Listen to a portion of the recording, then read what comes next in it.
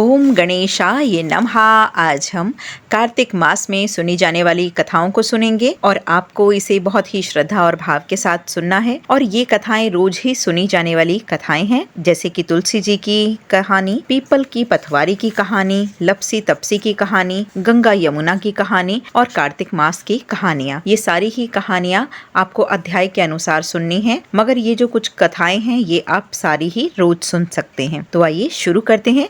उससे पहले यदि आपने मेरे चैनल को लाइक शेयर सब्सक्राइब नहीं किया है तो प्लीज कर दीजिए और बेल बटन को भी प्लीज प्रेस कर दीजिए ताकि आने वाला कोई भी नोटिफिकेशन मिस ना हो सके। कार्तिक महीने में सब औरतें तुलसी माता को सींचने जाती हैं। सब तो सींच कर आती, परंतु एक बुढ़िया आते और कहती कि हे तुलसी माता, सत की दाता, मैं तेरा बिडला सींचती हूँ, मुझे बहू दे, पीले रंग की धोती दे, मीठा मीठा गास दे, वैकुंठ में वास दे, चटक की चाल दे, अच्छी मौत दे, चंदन की काठ दे, अच्छा राज दे, दाल भात दे और 11 के दिन दे, कृष्णा का कंधा दे। जब तुलसी माता यह बात सुनती थी तो वह सूखने लगी। तो भगवान कृष्ण ने पूछा कि हे तुलसी, तुम क्यों सूख रही हो? तुलसी माता ने कहा, मेरे मन की मत पूछो। भगवान ने कहा कि अगर मैं यह बात नहीं पूछूंगा तो कौन पूछेगा? तो तुलसी माता ने कहा कि एक बुढ़िया रोज आती है और यही बात कहती है, परंतु मैं सब बात तो पूरी कर दूं, लेकिन कृष्णा का कंधा कहाँ से लाऊंगी? तो कृष्ण भगवान बोले कि जब वो मरेगी तो मैं अपने आप ही कंधा दे आऊंगा। तो बुढ़िया माई से कह दियो। बाद में बुढ़िया माई मर गई। सारे गांव वाले इकट्ठे हो गए और बुढ़िया को ले जाने लगे, पर वह इतनी भारी हो गई कि किसी से भी नहीं उठी। तब सबने कहा कि यह तो इतनी पूजा पाठ करती थी, पाप नष्ट होने की माला भी फेरती थी, फिर भारी हो गई। बूढ़े ब्राह्मण के भेष में भगवान आए और सबने पूछा कि यह भीड़ कैसी है? तब आदमी बोले कि यह बुढ़िया मर गई है, पापनी थी, इसीलिए किसी से नहीं उठती। तो भगवान ने कहा कि मेरे को एक बात कान में कहने दो, उठ जाएगी। भगवान ने कान के पास जाकर कहा कि बुढ़िया माई, मन की निकाल दे, पीताम्बर की धोती ले, मीठा मीठा गास ले, वैकुंठ का वास ले, चटक की चाल ले, चंदन का काठ ले, झाखर की झनकार, दाल भात की जीम और कृष्ण का कंधा ले। फिर यह बात सुनकर बुढ़िया माई हल्की हो गई और भगवान जी अपने कंधे पर ले गए और उसे मुक्ति मिल गई। हे तुलसी माता, जैसे उसकी मुक्ति की वैसे ही हमारी मुक्ति करना, और जैसे भगवान ने कंधा दिया वैसे ही हमें भी कंधा देना। बोलो लक्ष्मी नारायण भगवान की जय। पीपल की पथवारी की कहानी। एक गुजरी थी, उसने अपनी बहू से कहा कि तू दूध दही बेचा। तो वह दूध दही बेचने गई। कार्तिक का महीना था, वहाँ पर सब औरतें पीपल सींचने आती थीं, तो वह भी बैठ गई। औरतों ने पूछा कि तुम क्या कर रही हो? वह औरतें बोली कि हम तो पीपल की पथवारी सींच रही हैं। उसने कहा, इससे क्या होता है? औरतों ने जवाब दिया कि इसे करने से अन्न धन मिलता है, वर्षों का बिछड़ा हुआ पति मिलता है। गुजरी ने कहा कि तुम तो पानी सींच रही हो, मैं दूध दही से सींचूंगी।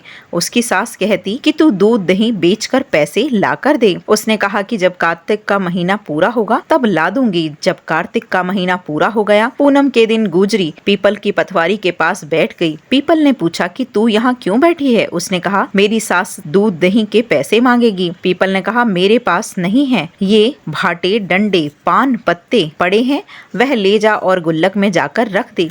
जब सास ने पूछा कि पैसे लाई है, तो गुजरी ने कहा, मैंने पैसे गुल्लक में रख दिए हैं। तब सास ने गुल्लक खोल कर देखी तो सास देखती ही रह गई, उसमें हीरे मोती जगमगा रहे थे। पत्तों का धन हो गया और सास बोली, बहू इतना धन कहाँ से लाई? बहू ने आकर देखा तो बहुत धन पड़ा था। तब गुजरी ने कहा कि सासू जी, मैंने तो 1 महीना दूध दही से पीपल की पथवारी को सींचा है और मैंने उनसे धन मांगा था तो उन्होंने मुझे भाटे डंडे पत्ते दिए हैं जो मैंने गुल्लक में लाद के रख दिए हैं और अब वो हीरे मोती हो गए। तब सासू जी ने कहा कि अब की बार मैं भी पथवारी सींचूंगी। सास दूध दही तो बेच आती और हांडी धोकर पीपल की पथवारी में रख आती और बहू से कहती, तू मेरे से पैसे मांग। बहू ने सास से दूध दही के पैसे मांगे तो सासू जी पीपल की पथवारी पर जाकर बैठ गई तो डंडे पत्ते पान भाटे उसे भी लाकर दिए और कहा गुल्लक में जाकर रख दे। जब बहू ने उसे खोलकर देखा तो उसमें कीड़े विलाप कर रहे थे। गुजरी ने सास से कहा, यह क्या है? सास देखकर बोली कि पीपल पथरी ने तेरे को तो अन्न धन दिया और मेरे को कीड़े मकोड़े दिए। तब सब बोले कि बहू तो भाव से सींचती थी और सास धन की भूख से सींचती है, इसीलिए पथवारी माता जैसे बहू को दिया वैसे वैसे सबको देना, और जैसे सास को दिया वैसे किसी को भी ना देना। लपसी तपसी की कहानी। एक लपसी थी और एक तपसी था। तपसी तो भगवान की तपस्या करता था और लपसी सब शेर की सी लस्सी बनाकर भगवान का भोग लगाता और लोटा हिलाकर जीम लेता था। एक दिन दोनों लड़ने लगे। तपसी बोला कि मैं बड़ा हूँ और लपसी बोलने लगा कि मैं बड़ा हूँ। इतने में नारद जी आए और पूछा कि तुम दोनों क्यों लड़ रहे हो? तो लपसी ने कहा कि मैं बड़ा हूँ और तपसी ने कहा मैं बड़ा हूँ। तपसी बोला कि मैं तुम्हारा फैसला कर दूंगा। दूसरे दिन तपसी नहाकर आने लगा तो नारद जी ने 1.25 करोड़ की अंगूठी उनके आगे फेंक दी। उसने आंख खोलकर देखा तो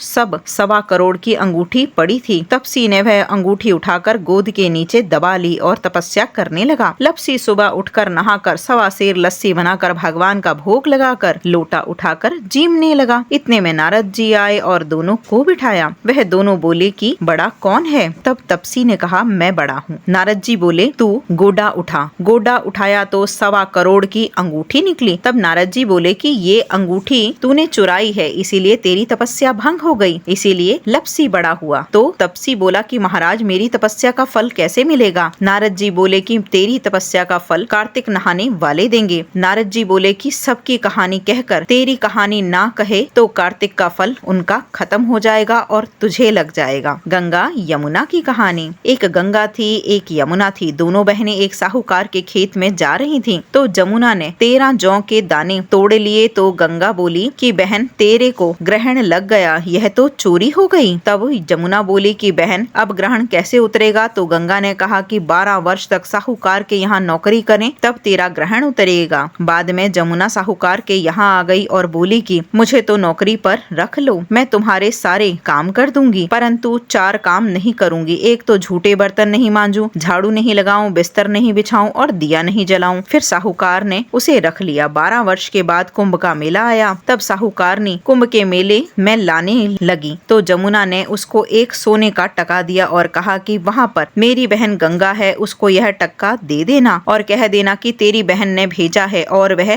गोरे गोरे हाथ में हरी हरी चूड़ियां पहन लेगी। तो उसने वहां जाकर गंगा जी को सोने का टका दे दिया। तो उसने हाथ पसार कर ले लिया और बोली मेरी बहन जमुना से कहना कि तेरे 12 वर्ष पूरे हो गए हैं, इसीलिए अब तू आ जा। साहूकार साहूकारनी आए।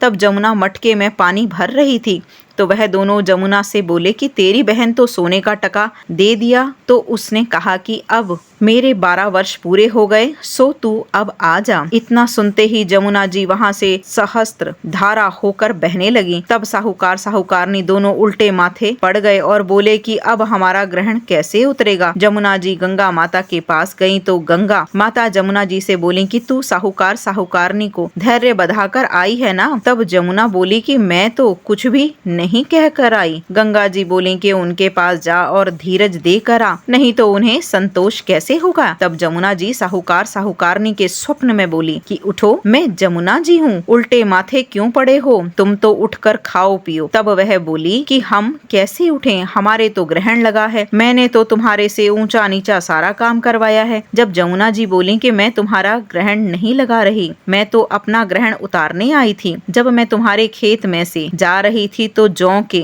13 दाने तोड़ लिए थे, इसीलिए मेरा ग्रहण उतर गया। मेरे 12 वर्ष पूरे हो गए, इसीलिए तुम्हारी मुक्ति हो गई।